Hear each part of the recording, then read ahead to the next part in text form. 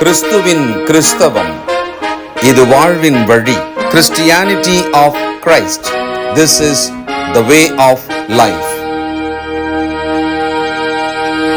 பரிசுத்த ஆண்டவர் இயேசு கிறிஸ்துவின் இனிய நாமத்திலே உங்களை வாழ்த்தி வரவேற்கிறேன். ஞானோபதேசம் வாய்ஸ் டீச்சிங் வழியாக உங்களை சந்திப்பதிலே மகிழ்ச்சி. நீதிமொழிகள் 25ஆம் அதிகாரம் 4ஆம் வசனம்.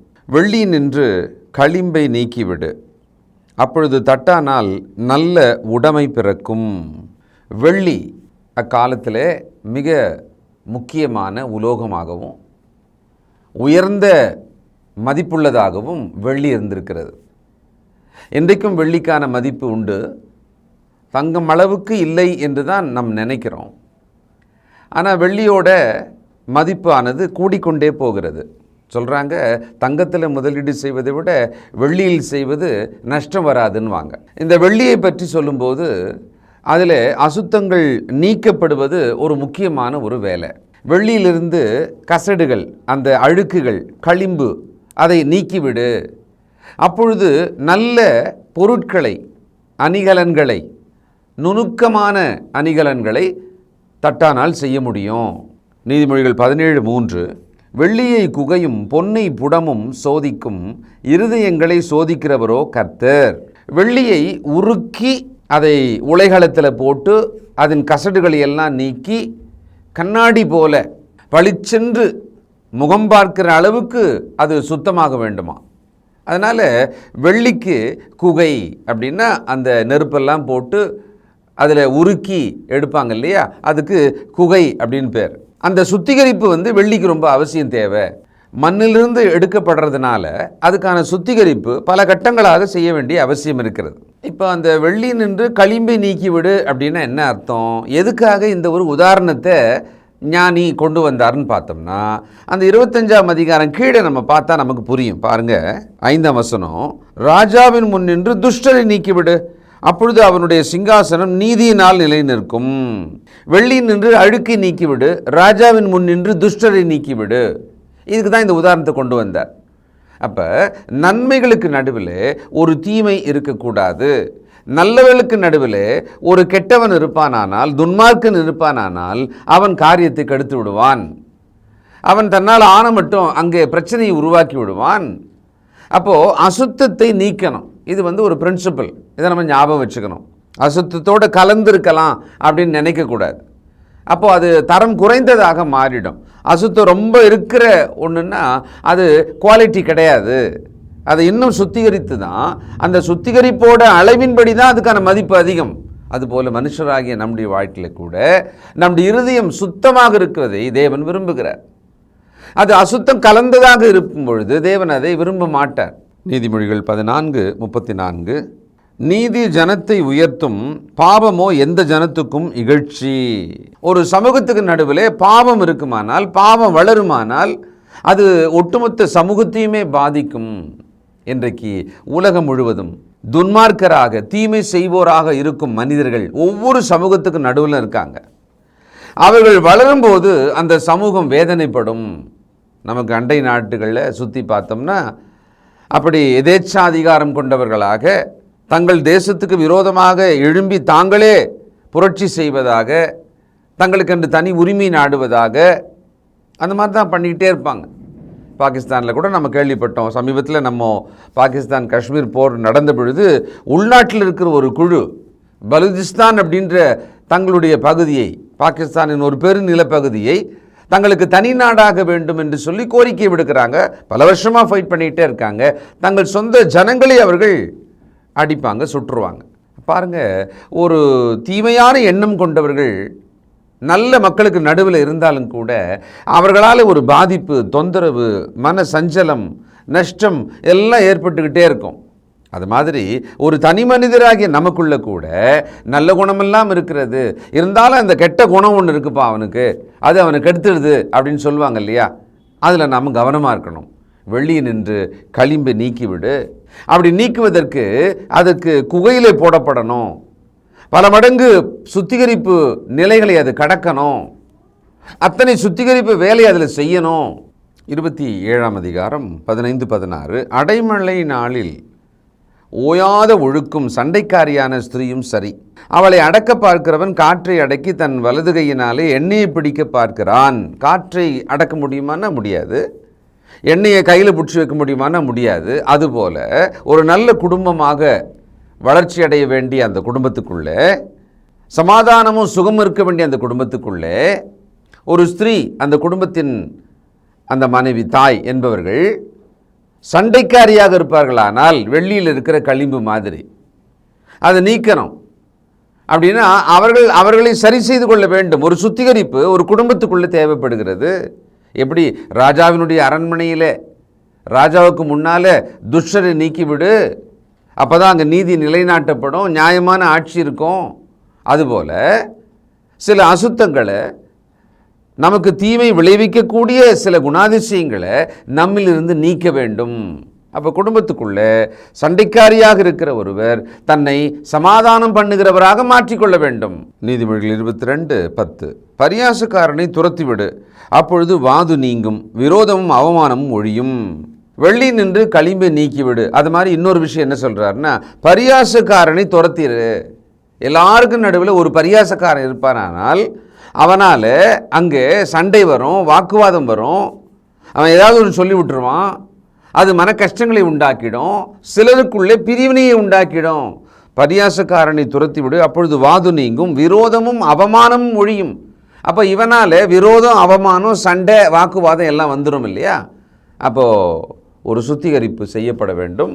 உபாகமம் 21:18 முதல். தன் தகப்பன் சொல்லையும் தன் தாயின் சொல்லையும் கேளாமலும் அவர்களால் தண்டிக்கப்பட்டும் அவர்களுக்கு கீழ்ப்படியாமலும் போகிற அடங்காத துஷ்ட பிள்ளை ஒருவனுக்கு இருந்தால் அவன் தகப்பனும் அவன் தாயும் அவனை பிடித்து அவன் இருக்கும் பட்டணத்தின் மூப்பரிடத்துக்கும் அவ்விடத்து வாசலுக்கும் அவனை கொண்டு போய், எங்கள் மகனாகிய இவன் அடங்காத துஷ்டனாயிருக்கிறான், எங்கள் சொல்லை கேளான், பெருந்தீனிக்காரனும் குடியனுமாயிருக்கிறான் என்று பட்டணத்தின் மூப்பரோடே சொல்லுவார்களாக.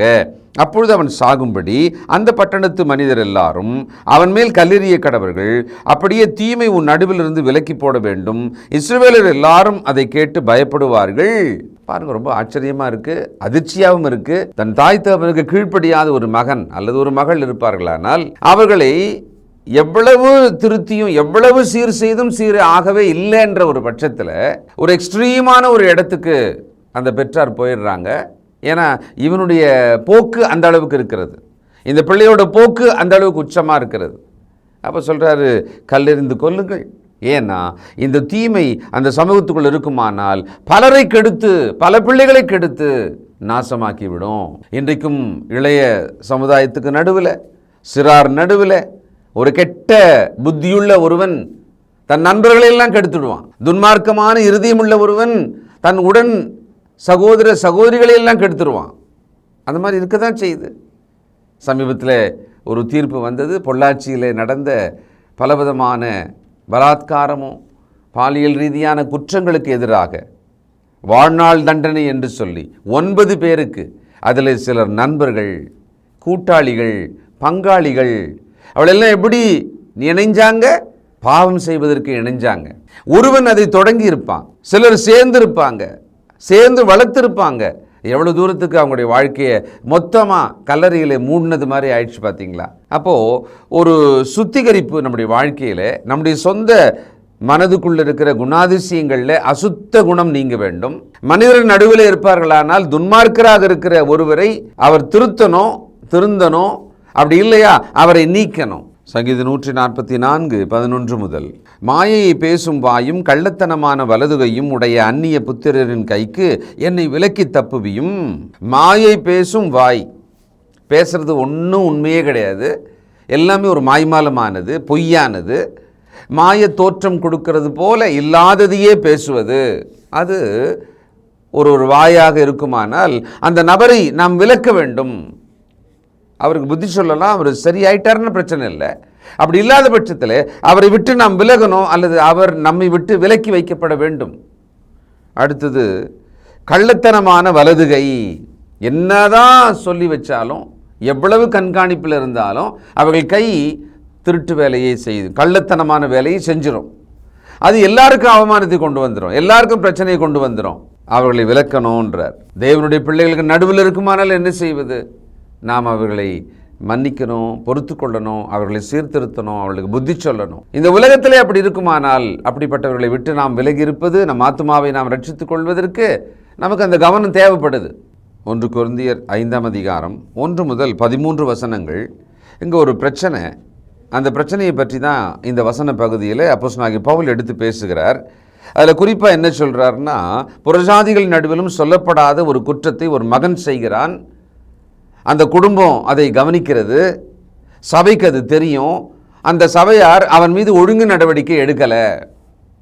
அது எப்படி? அவங்க சபைக்கு வர்றாங்க, தேவனை தொழுது கொள்ள வராங்க, அவங்க தனிப்பட்ட விதத்தில் எவ்வளோ பெரிய பாவியாக இருந்தால் நமக்கு என்ன, அந்த மாதிரி நாம் சொல்லி விட்டுடுறோம்.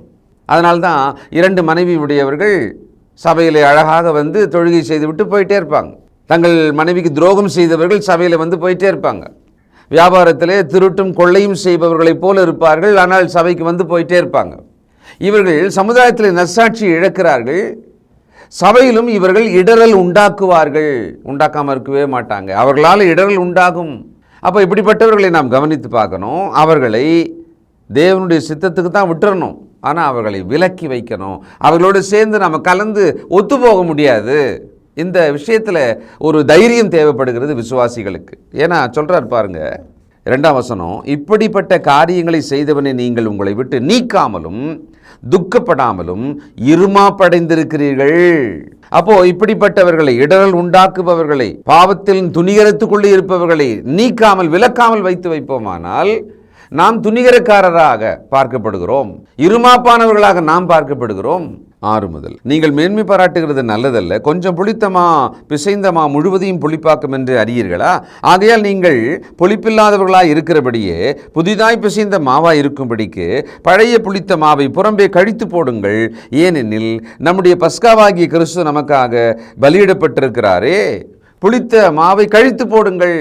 அது மனிதனை பற்றி சொல்கிறார், மாவை பற்றி அல்ல.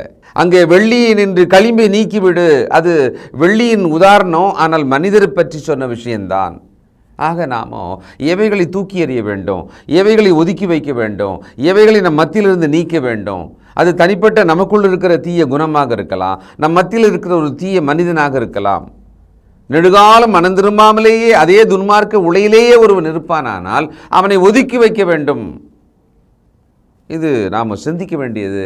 தொடர்ந்து கர்த்தருடைய வசனத்தின் வெளிச்சத்திலே நடக்க நம்மை ஒப்பு கொடுப்போம், ஜெபம் செய்வோம். இரக்கமுள்ள பிதாவே, பரிசுத்தரே, மிகப்பெரிய முக்கியமான பாடத்தை நாங்கள் படித்ததாக நினைக்கிறோம். இதை பற்றி நாங்கள் பெரிதாக எடுத்துக்கொண்டதில்லை அப்பா. ஆனாலும் இன்று எங்களுக்கு அதை நினைப்பூட்டிருக்கிறீரே. இதோ எங்கள் மத்தியிலே எங்களோடு வாழும் மனிதர்கள் நடுவிலே முதலாவது நாங்கள் எங்கள் இருதயத்தில் இருக்கிற களிம்பை நீக்கி போடவும், எங்கள் மத்தியில் இருக்கிற அந்த அசட்டு களிம்புகளை எல்லாம் நீக்கி போடவும் உம்முடைய கரத்தில் எங்களுக்கான விசுவாசத்தோடு தைரியம் உண்டாக வேண்டும் என்று கேட்கிறோம். நல்ல தகப்பனே, நாங்கள் சிலவற்றை அசட்டியாக விட்டு விடுகிறோம், சிலவற்றை பரவாயில்லை என்று கூட நாங்கள் நியாயம் தீர்த்து விடுகிறோம். ஆனாலும் உம்முடைய வார்த்தையின்படி அந்த நீதியான வழியிலே நாங்கள் நடக்கும்படிக்கு இன்னும் நாங்கள் எப்படி நடக்க வேண்டுமோ எங்களுக்கு போதிப்பீராக. புத்தி சொல்லும், எங்களை வழி நடத்தும், உணர்வுள்ள இருதயத்தை தாரும், விசுவாசத்தில் தைரியமாய் வாழ்வதற்கான அந்த தைரியத்தை எங்களுக்கு கொடுக்கும்படி செபிக்கிறேன். உடைய பிள்ளைகள் ஒருவரையும் ஆசீர்வதியும். உம்மையே கனப்படுத்துகிறோம். இயேசு கிறிஸ்துவின் நல்ல நாமத்தில் ஜெபிக்கிறோம் பிதாவே, ஆமென்.